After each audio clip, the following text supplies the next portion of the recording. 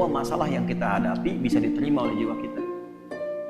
Ini kalau bukan yang ciptakan Allah, Pak, konslet diri kita ini. Dispenser pencet terus, pencet, mati, hilang panas itu. Siapa yang masak mie tadi yang basahnya dingin tuh? Hah? Coba terus, mesin mobil digeber terus, geber, rusak. Jadi kalau bukan Allah yang ciptakan, nggak bisa nampung masalah banyak ini.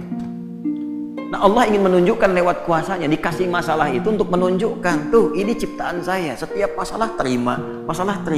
Cuma ternyata latihan masalah itu pada akhirnya untuk memberikan kemudahan kepada kita, melapangkan kembali jiwa kita sehingga masalah di masa depan yang lebih besar bisa kita terima dengan mudah. Kalau nggak pernah latihan kaget, Pak. Nggak pernah latihan kaget. Ya, belum nikah nggak pernah punya masalah, begitu nikah besoknya langsung pisah. Nggak pernah menerima masalah. Jadi berbahagialah kalau sedang punya masalah, karena hakikatnya masalah diberikan untuk memberikan kelapangan pada jiwa. Semua mesti diuji. Kan kemarin kita belajar, ya, hidup itu standarnya ada ujian. Sukses ada ujian, sekolah naik tingkat ada ujian. Melewati ujian memberikan ketahanan. Begitu sering diuji makin kuat, ya, sehingga naik kelasnya lebih cepat. Itu poinnya. Ya, kadang-kadang orang nggak pengen diuji, pengen lulus, kan repot tuh. Ya, baik, nyambung ya. Alam nashrah laka sadrak wa wada'na anka wizrak alladhi anqadha dhahrak. Nah, ini bagian kedua tuh. Muhammad SAW, bukankah aku telah lapangkan keadaan hatimu? Maka jangan engkau sempitkan sehingga engkau sulit mengatasi persoalan yang tengah engkau hadapi. Kalau engkau mau melihat bagaimana kekuatan lapang hatimu itu, cobalah flashback ke belakang. Wa wada'na anka wizrak. Bukankah banyak masalah dulu yang pernah aku tuntaskan dan selesaikan? Alladzi anqadha dhahrak, bahkan diantaranya ada yang memberikan beban begitu kuat sehingga terasa dari kepala sampai dengan ujung kaki. Anqadha dhahrak tuh itu ilustrasi, bahasa balaghahnya tuh kinayah, ya. Ilustrasinya kalau kita ngangkat beban tuh olahraga. Ya. Pak siapa ini? Muhadis tuh, muhadis berapa kemampuan ngangkat barbel?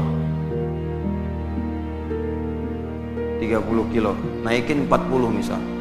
Ya, baik. Yang ngangkat apanya? Tangannya. Tapi yang merah mukanya kan? Yang kembung pipinya, bukan? Yang manyun bibirnya, yang getar kakinya. Nah, itu ngangkat beban yang diangkat oleh satu bagian tapi terasa semua bagian tubuh. Diilustrasikan lewat ayat ini, ada beban-beban pekerjaan yang tidak ngangkat barbel secara fisik, nerima masalah, gelap dari ujung kepala sampai ujung kaki. Proyek udah disiapkan, tender udah menang, begitu berangkat tengah jalan batal, gelap tuh. Ya, ujung kepala sampai ujung kaki itu gelap. Ya, diilustrasikan di surat Ad-Duha, walaili idza saja, seperti berada di kegelapan malam. Gelap siang, jalan sempoyongan, kan? Kasih makan yang enak, nggak ada rasa. Seakan-akan gelap tuh, ujung kepala sampai ujung kaki. Ya.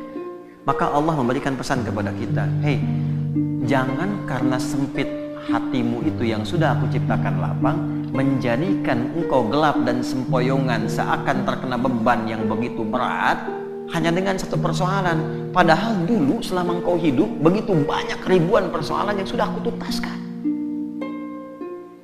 Maksudnya begini, kalau engkau dengan satu persoalan merasa sempit, coba caranya ingat-ingat ribuan persoalan yang dulu yang pernah aku selesaikan. Apa dengan satu masalah ini engkau menjadi gagal untuk memperluas hatimu, sedangkan yang dulu ribuan telah aku selesaikan? Ini diterjemahkan ke dalam bahasa psikologi yang singkat tuh begini. Bahasa singkatnya, yang dulu aja selesai, masa yang ini nggak selesai. Gitu bahasa kita ya. Jadi kalau kita dihadapkan pada persoalan, seberat apapun, lapangkan hati kita. Teknisnya bagaimana? Teknisnya yang dulu aja selesai, insya Allah yang ini pun selesai. Kalimat itu ketika keluar dari dalam lisan kita, dari kedalaman jiwa kita, setidaknya secara psikologi akan memberikan kelapangan kepada jiwa. Sehingga solusi kalaupun belum datang, hatinya sudah tenang. Ya. Nah, kalau itu nggak muncul, kepanikan itu lebih dahsyat. Kepanikan yang ditunggangi oleh setan itu musibah yang mencelakakan. Jelas ya? Nah, ini bagian pertama tuh. Nah, lalu belum berhenti sampai di sini. Wa rafa'na laka. Nah, ini yang hebat nih. Kamu dengan satu masalah ini seakan-akan semua hilang kamu dapatkan. Padahal aku telah angkat engkau dari status yang terdahulu nggak punya apa-apa sampai punya apa-apa. Rumah mewah, kendaraan bagus, aset banyak, tabungan masih 10 miliar, proyek gagal 50 miliar, langsung nangis seakan-akan gak kenal Allah. Kenapa saya ya Allah yang harus begitu? Kamu nggak ingat dulu nggak punya apa-apa? Aku angkat. Ya, pakaian kamu bagus, mobil kamu gonta-ganti, sampai sekarang yang ganti belum dipakai ke masjid, kata Allah. Rumah yang luas itu belum pernah dipakai sholat sebagian-bagian rumahnya. Ya, baju yang di lemari itu ada yang belum pernah dipakai ibadah. Tabungan juga belum tentu kamu bawa sampai dengan meninggal. Kenapa hitungan yang begitu luas tidak pernah kamu kemudian pikirkan untuk melapangkan hatimu? Tapi karena satu persoalan kamu lupa dengan semua anugerah yang telah aku berikan. Jadi kalau Allah menguji satu hal, ini kesimpulan cepat di ilmu hikmahnya. Allah menguji satu hal yang kita lihat sebagai sesuatu yang gagal, itu tandanya kita diminta mengingat dengan syukur pada sesuatu yang telah kita dapatkan sebelumnya. Kalau mampu mendapatkan itu, maka itu modal awal untuk melipatkan anugerah yang sekarang kita anggap gagal. Gampang ini nih, ada proyek nih, ya.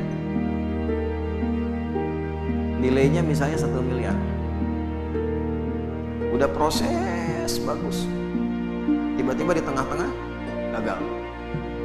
Padahal tendernya dapat, kemudian juga penawarannya bagus, disetujui. Begitu kita mau dapatkan, gagal. Maka ayat ini mengajarkan, jangan cepat simpulkan yang salah. Lapangkan hatimu, syukuri dulu, flashback pada yang telah Allah berikan sebelumnya. Nikmati semua itu sehingga merasakan ketenangan pada jiwamu. Begitu ketenangan ada, syukur mengingat yang dulu itu kita hadirkan, maka Allah lipat gandakan dengan datangnya proyek baru yang nilainya lebih dari apa yang pernah kita dapatkan. Diakumulasikan. Itu yang dimaksud la in syakartum la azidannakum. Makanya kalau kita dihadapkan pada sesuatu yang kita rasakan nggak dapat, syukuri dulu yang ada. Begitu bersyukur, Allah tambahkan dengan apa yang belum kita dapatkan. Tapi kadang kitanya nggak sadar. Maaf kita, bukan kita. Kadang orangnya nggak sadar gitu. Kadang orangnya nggak sadar. Tiba-tiba dapat proyek baru, udah nuduh ke Allah, Allah jawab kemudian doanya dikasih, masih juga marah sama Allah. Ya. Padahal dilipat gandakan. Nah itu adab.